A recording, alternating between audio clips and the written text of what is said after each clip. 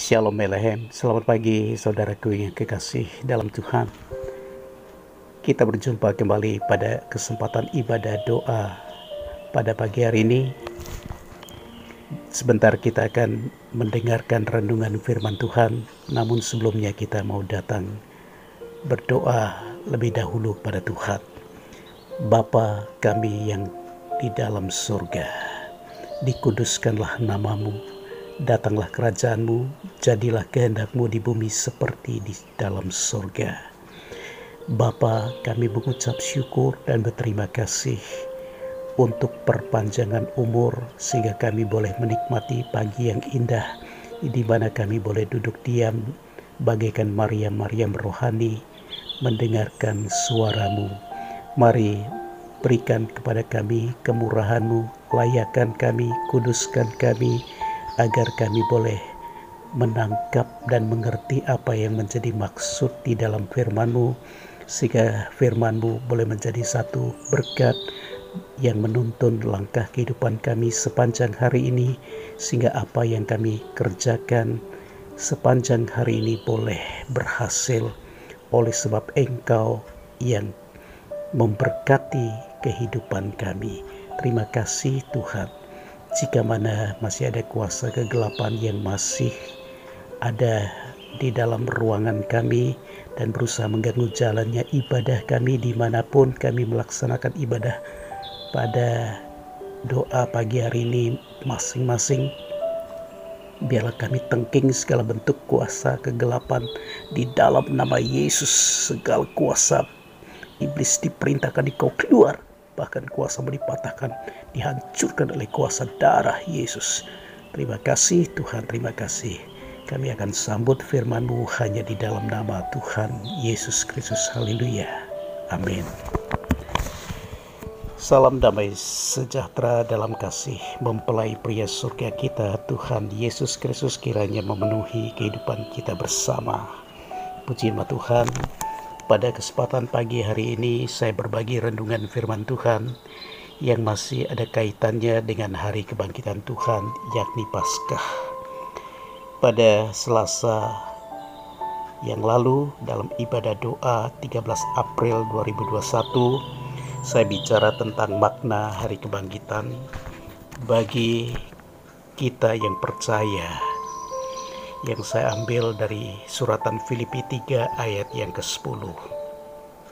Namun pada pagi hari ini saya ingin membahas tentang kondisi murid-murid Tuhan pada hari kebangkitan Tuhan dari Injil Yohanes 20 dan 21.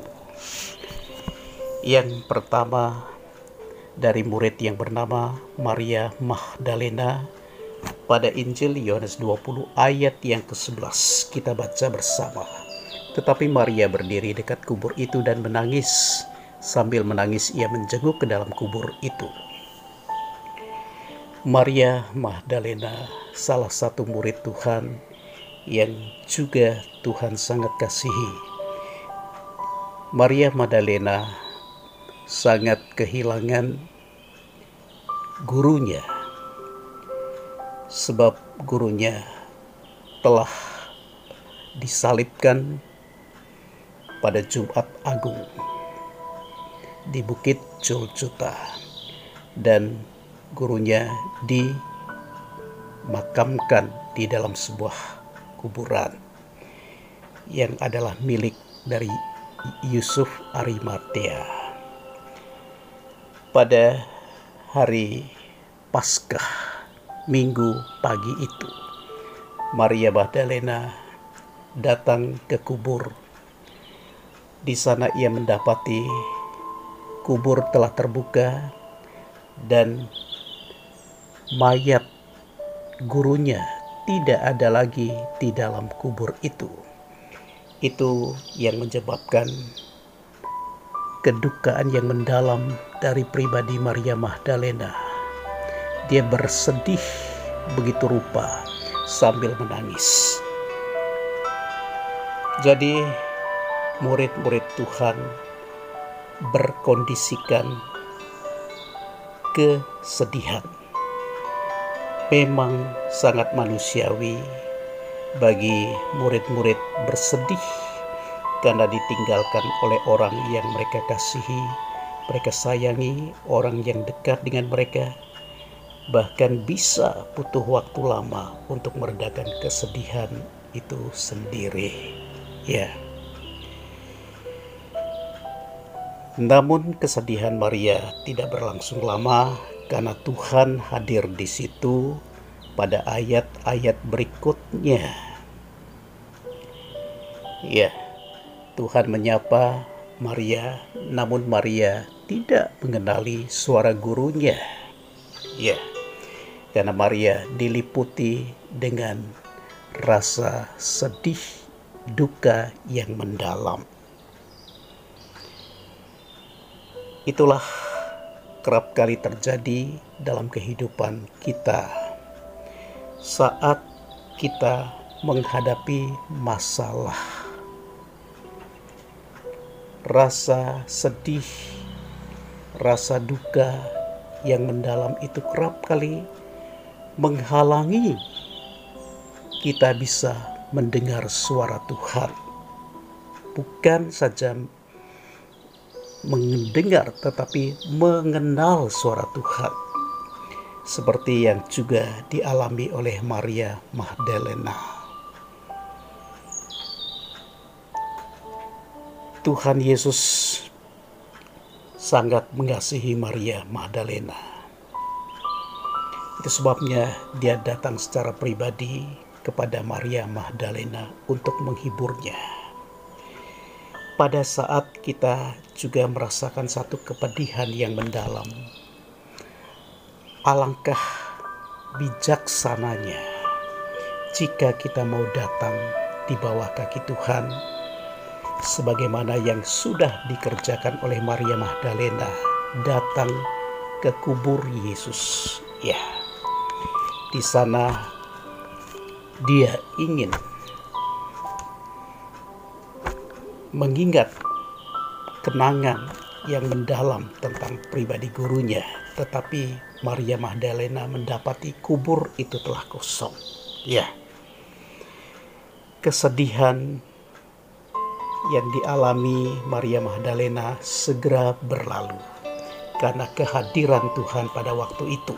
Ya, kalau kita membaca ayat-ayat berikutnya, di sana terjadi dialog, kemudian Maria mengenali pada akhirnya suara gurunya. Ya, saat kita sedih, maka adalah lebih baik kita mau datang di bawah kaki Tuhan. Ya. Akibat dari pandemi COVID-19, kita juga diizinkan Tuhan kehilangan saudara, keluarga terdekat dan teman-teman kita. Ya, di situ juga menyisakan kesedihan di dalam kehidupan kita, sebagaimana yang dialami oleh Maria Magdalena pada saat itu. Tetapi kesedihan Maria Magdalena segera lenyap karena kehadiran gurunya.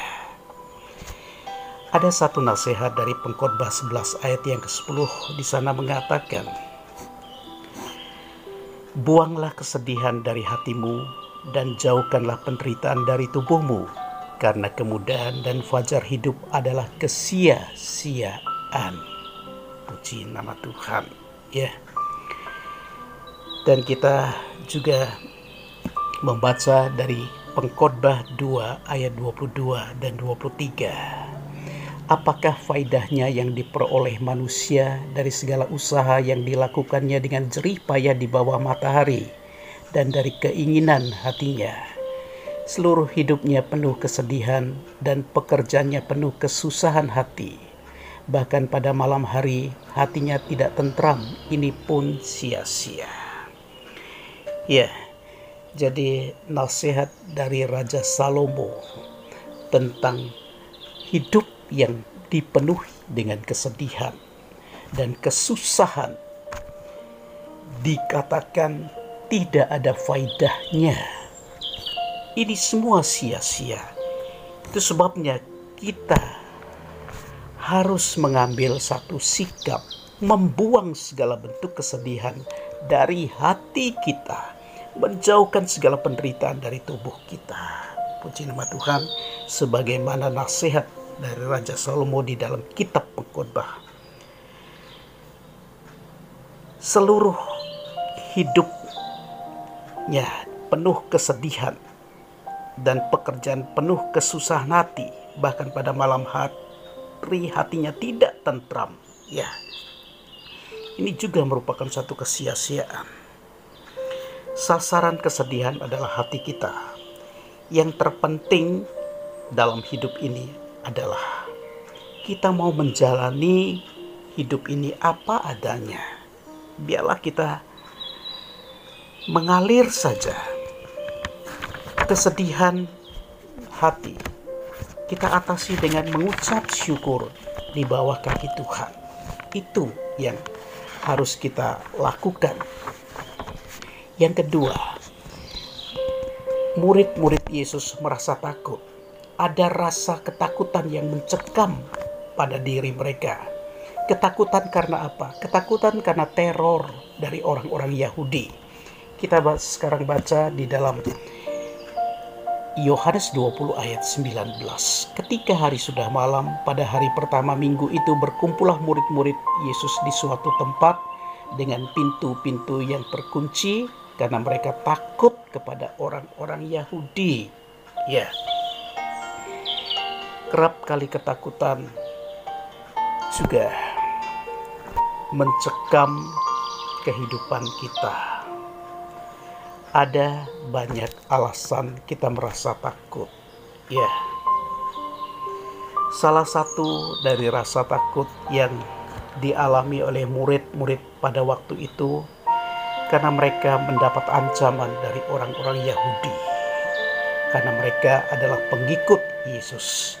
Sebab mereka beranggapan Yesus mengajarkan satu ajaran yang sesat, ya, yang menyalahi dari hukum Taurat yang mereka kenal, ya.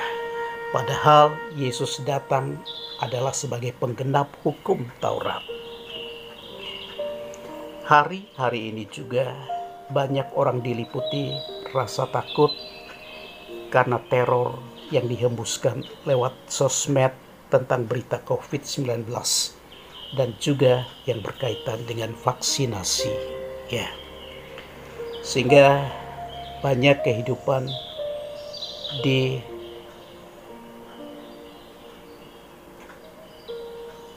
merasakan, ya, dicengkram oleh rasa takut, ya, takut keluar, takut ini dan itu, ya. Hidup dibuat jadi bingung sehingga tidak bisa berbuat apa-apa. Tapi syukur ketakutan murid-murid segera diatasi karena Tuhan datang pada waktu itu dengan memberikan damai sejahteranya kepada murid-murid. Sasaran dari rasa takut adalah akal kita. Kita membaca dari Filipi pasal yang keempat, ayat yang ketujuh. Damai sejahtera Allah yang melampaui segala akal akan memelihara hati dan pikiranmu dalam Kristus Yesus. Dan kita membaca dari suratan 1 Yohanes 4 ayat yang ke-18. Di dalam kasih tidak ada ketakutan. Kasih yang sempurna melenyapkan ketakutan. Sebab ketakutan mengandung hukuman, dan barang siapa takut, ia tidak sempurna di dalam kasih. Ya, untuk mengatasi rasa takut, kita minta kepada Tuhan damai sejahteranya. Kita membaca dari Yohanes 14 ayat yang ke-27. Damai sejahteraku kutinggalkan bagimu. Damai sejahteraku kuberikan kepadamu, dan apa yang diberikan tidak seperti yang diberikan oleh dunia kepadamu. Janganlah gelisah dan gentar hatimu. Ya. Jadi untuk bisa mengatasi rasa takut, kita mohon kepada Tuhan agar Tuhan memberikan rasa damai, rasa tentram, rasa tenang di dalam kehidupan kita. Dengan apa? Dengan cara kita boleh duduk diam di bawah kakinya. Ya, sebab di sanalah kita akan menerima satu kekuatan yang baru dari Dia. Yang ketiga, murid Tuhan yang bernama Thomas tidak percaya dengan kebangkitan Tuhan sebelum ia melihat secara pribadi Tuhan berdiri di depannya. Kita sekarang membaca dari Yohanes 20 ayat 24 dan 25 dan ayat 26 sampai dengan 29 ya. Tetapi Thomas, seorang dari ke-12 murid itu yang disebut Didimus, tidak ada bersama-sama mereka ketika Yesus datang ke situ. Maka kata murid-murid yang lain itu kepadanya, "Kami telah melihat Tuhan."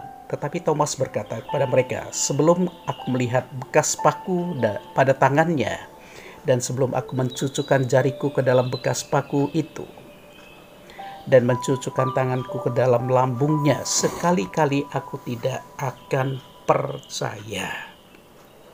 Ya. Ayat 26 sampai dengan 29.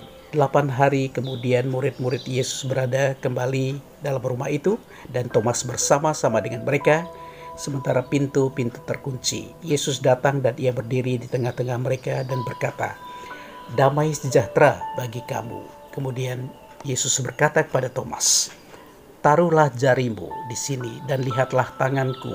Ulurkanlah tanganmu dan cucukkanlah ke dalam lambungku. Dan jangan engkau tidak percaya lagi, melainkan percayalah." Thomas menjawab dia, "Ya Tuhanku dan Allahku." Kata Yesus kepadanya, "Karena engkau telah melihat aku, maka engkau percaya. Berbahagialah mereka yang tidak melihat namun percaya." Ya, Thomas adalah pribadi yang tidak mudah percaya sebelum melihat. Ya, kehidupan Thomas adalah kehidupan atau tipe murid yang tidak memiliki iman. Ya, kalau kita bicara tentang iman, maka pengertian dari iman itu sendiri adalah iman adalah dasar dari segala sesuatu yang kita harapkan dan bukti dari segala sesuatu yang tidak kita lihat. Ya, berdasarkan Ibrani 11 ayat yang pertama. Murid tipe Thomas adalah murid tipe yang tidak tahan uji. Ya, berdasarkan Yakobus 1 ayat 2 sampai dengan yang keempat dan ayat yang ke-12. "Saudara-saudaraku, anggaplah sebagai suatu kebahagiaan apabila kamu jatuh ke dalam berbagai-bagai pencobaan. Sebab kamu tahu bahwa ujian terhadap imanmu itu menghasilkan ketekunan, dan biarlah ketekunan itu memperoleh buah yang matang, supaya kamu menjadi sempurna dan utuh dan tak kekurangan suatu apapun." Dan ayat yang ke-12. "Berbahagialah orang yang bertahan dalam pencobaan, sebab apabila ia sudah tahan uji, ia akan menerima mahkota kehidupan yang dijanjikan Allah kepada barang siapa yang mengasihi Dia."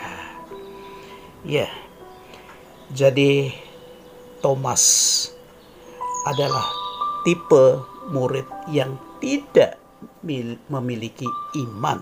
Ya, menghadapi badai pandemi COVID-19 hanya bisa diatasi dengan iman kita kepada Allah saja. Untuk itu jangan lepaskan, jangan kendorkan iman saudara dan iman kita kepada Tuhan Yesus Kristus. Sebab iman itulah yang memberikan satu keteguhan di dalam kehidupan kita menghadapi banyak masalah di dalam kehidupan ini. Sebab jika kita tidak memiliki iman, kita tidak akan pernah mendapatkan apa-apa dari Tuhan. Sebab pertolongan yang datangnya dari Tuhan kita terima lewat iman. Ya, bagian yang keempat. murid-murid kembali ke profesi lama dan hidup dalam keputusasaan. Kita sekarang membaca dari Yohanes 21 ayat 2 dan 3. Di pantai itu berkumpul Simon Petrus, Thomas yang disebut Didimus. Jadi Thomas ada lagi di sana, Nathanael dari Kana yang di Galilea, anak-anak Zebedeus, dan 2 orang muridnya yang lain. Kata Simon Petrus kepada mereka, "Aku pergi menangkap ikan." Kata mereka kepadanya, "Kami pergi juga dengan engkau." Mereka berangkat lalu naik ke perahu, tetapi malam itu mereka tidak menangkap apa-apa. Iya. Jadi murid-murid pada hari kebangkitan Tuhan, mereka kembali kepada profesi lama mereka, yakni sebagai nelayan. Ya.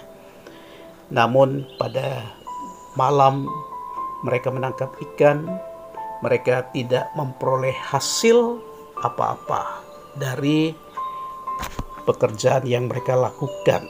Padahal mereka adalah orang-orang yang ahli dalam profesi sebagai nelayan, ya. Namun Tuhan izinkan mereka mengalami satu kegagalan. Di tengah kegagalan, di sana Tuhan hadir, ya. Di dalam ayat 4 sampai dengan yang ke-7, di sana terjadi satu dialog, ya, antara Tuhan dengan murid-murid. Pada kesempatan itu, murid-murid juga tidak bisa mengenali suara gurunya, ya. Hanya kemudian pada akhirnya Yohanes, murid kesayangannya itu, yang bisa mengenali Tuhan. Di dalam ayat yang ke-7 kita baca, "Maka murid yang dikasihi Yesus itu berkata kepada Petrus, 'Itu Tuhan.' Ketika Petrus mendengar bahwa itu adalah Tuhan, maka ia mengenakan pakaiannya sebab ia tidak berpakaian, lalu terjun ke dalam danau." Ya. Kondisi murid-murid pada saat itu, mereka dalam keputusasaan. Mereka juga tidak lagi memperhatikan pakaian kesucian mereka. Ya, mereka tidak berpakaian, alias mereka meninggalkan pakaian kebenaran mereka. Mereka hidup kembali seperti layaknya orang-orang dunia, ya. Namun di sana Tuhan datang memberikan kepada mereka satu solusi dengan cara memberkati mereka kembali lewat pekerjaan yang mereka kerjakan. Mereka disuruh untuk kembali bertolak ke seberang, dan di sana mereka disuruh menebarkan jalannya di sebelah kanan perahu, maka kamu akan peroleh menebarkan jala di sebelah kanan, ya. Lalu mereka menebarkan dan mereka tidak dapat menariknya kembali karena banyaknya ikan yang mereka peroleh. Ya, karena mereka melakukan apa yang menjadi perintah gurunya, mereka kemudian menangkap sejumlah besar ikan, ya. Kemudian di sana ada ucapan syukur kepada Tuhan, ya. Apa yang dialami oleh murid-murid Tuhan juga pernah dialami oleh pribadi Ayub di dalam Ayub 23 ayat yang ke-16. "Allah telah membuat aku putus asa, yang Maha Kuasa telah membuat hatiku gemetar." Ya. Mengapa Ayub merasa hidupnya putus asa? Sebab dia merasa gagal mengerti apa yang menjadi kehendak Tuhan. Demikian pula murid-murid Tuhan merasa putus asa karena mereka kehilangan harapan. Mengapa? Karena mereka tidak berpegang pada firman Tuhan, sehingga mereka kehilangan arah dalam hidup mereka, dan Roh Kudus belum turun atas mereka pada waktu itu. Ya. Kita sekarang membaca dari 2 Timotius 3 ayat yang ke-14. "Tetapi hendaklah engkau tetap berpegang pada kebenaran yang telah engkau terima dan engkau yakini, dengan selalu mengingat orang yang telah mengajarkannya kepadamu." Kita lebih lanjut membaca dari Roma 5 ayat yang ke-5. dan pengharapan tidak mengecewakan karena kasih Allah telah dicurahkan secara merata di dalam hati kita oleh Roh Kudus yang telah dikaruniakan kepada kita. Jadi kita perlu berpegang pada kebenaran, itulah firman Tuhan. Kita juga tetap memiliki satu pengharapan, karena di dalam pengharapan kita menerima kasih Allah yang luar biasa, yakni Roh Kudusnya yang dikaruniakan di dalam kehidupan kita. Puji nama Tuhan. Ya, dalam menghadapi keputusasaan, ketidakberdayaan, kerap kali kita menjadi lemah, tidak berdaya. Ya, khususnya hari-hari ini kita menghadapi kasus COVID-19 membuat banyak orang putus asa dan hilang harapan karena dampak yang diakibatkan oleh COVID-19 ini begitu luar biasa yang telah meluluh lantakkan sendi-sendi perekonomian dunia, bahkan juga kesehatan dunia. Untuk itu kita perlu banyak-banyak berdoa agar Tuhan menolong kehidupan kita bisa lepas dari pandemi COVID-19 dan hidup secara normal kembali seperti waktu-waktu sebelumnya. Sebelum kita mengakhiri ibadah doa pagi ini, kita akan membaca dari 2 Korintus 4 ayat 7 sampai dengan yang ke-9. Tetapi harta ini kami punyai dalam bejana tanah liat, supaya nyata bahwa kekuatan yang melimpah-limpah itu berasal dari Allah, bukan dari diri kami. Ayat 8, dalam segala hal kami ditindas namun tidak terjepit, kami habis akal namun tidak putus asa, kami dianiaya namun tidak ditinggalkan sendirian, kami dihempaskan namun tidak binasa. Inilah kekuatan dari firman Allah yang ada di dalam kehidupan kita. Jika saja kehidupan kita ada firman, kita simpan di dalam kehidupan ini, maka firman Allah itu yang memberikan satu kekuatan yang luar biasa, yang sanggup mengatasi segala masalah-masalah hidup kita. Puji nama Tuhan. Inilah renungan firman Tuhan yang dapat saya bagikan kepada saudara semua. Apa yang dialami oleh murid-murid, baik itu kesedihan, baik itu juga rasa takut, baik itu juga ketidakpercayaan, baik itu keputusasaan dan kesusahan hati, kita mau serahkan semua ke dalam tangan Tuhan. Sebab tidak selamanya kita berada dalam kegelapan, tetapi pasti akan terbit terang jika saja kita tetap menaruh harap kepada Dia yang adalah sumber segala terang. Allah akan menerangi hati kita dan memberikan satu kelegaan bagi kehidupan kita yang mempunyai beban yang berat, pikulan yang berat. Kita mau serahkan semua ke dalam tangan Tuhan dan kita mau datang kepada Tuhan. Puji nama Tuhan, kita menaikkan satu pujian, hidup yang putus asa. Dan kita masuk di dalam doa.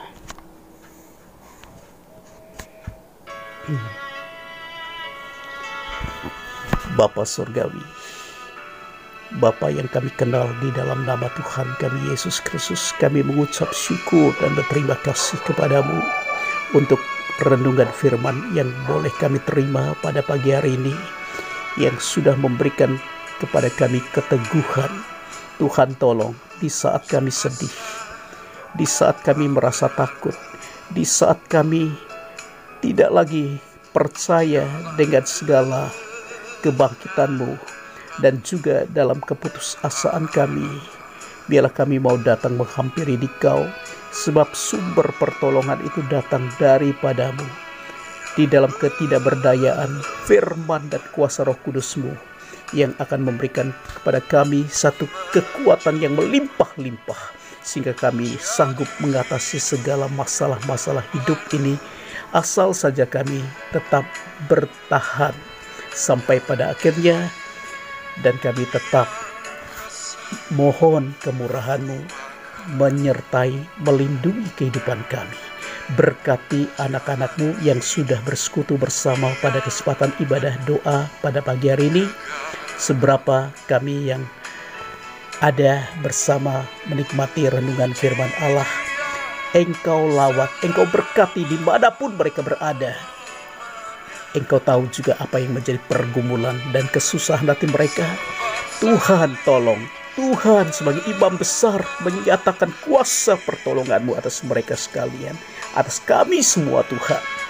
Juga kami berdoa untuk Bapak Gembala dan Ibu, biarlah Engkau tetap memberikan kekuatan kesehatan dan pembukaan rahasia firman yang melimpah pada Bapak Gembala, untuk boleh diteruskan kepada kami domba-domba-Mu yang sangat membutuhkan penggembalaan daripada-Mu.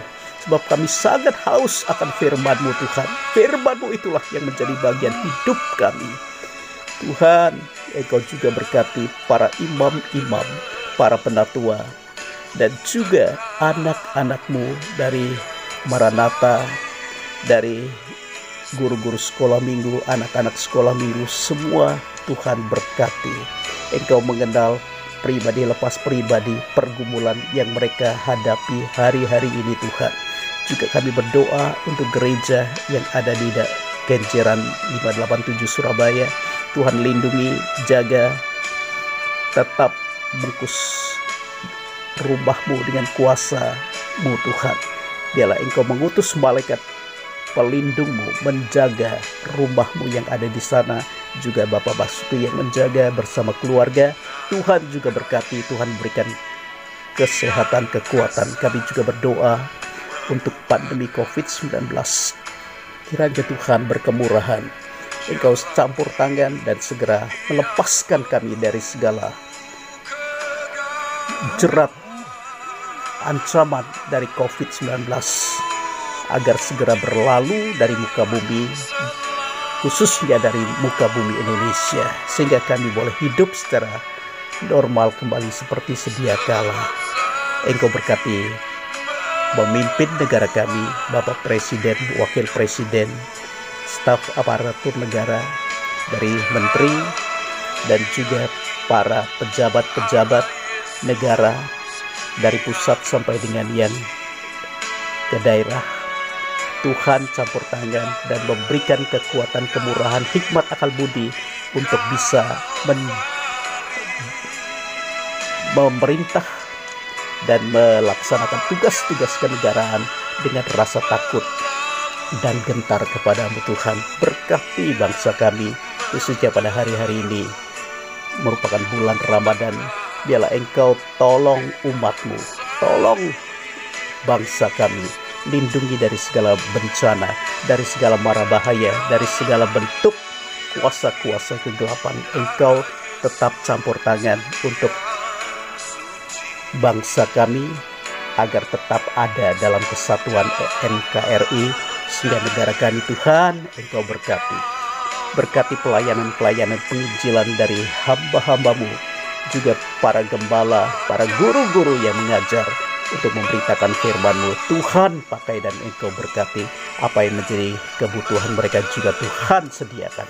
Terima kasih Tuhan untuk segala kebaikan, kemurahan yang boleh kami rasakan di dalam setiap kehidupan kami yang selalu menaruh harap kepada-Mu saja. Terima kasih Tuhan Yesus, Engkau baik, sungguh sangat baik. Inilah seru doa kami yang kami panjatkan hanya di dalam nama Tuhan Yesus Kristus. Haleluya. Amin. Inilah doa pagi yang dapat saya kerjakan dan bagikan kepada saudara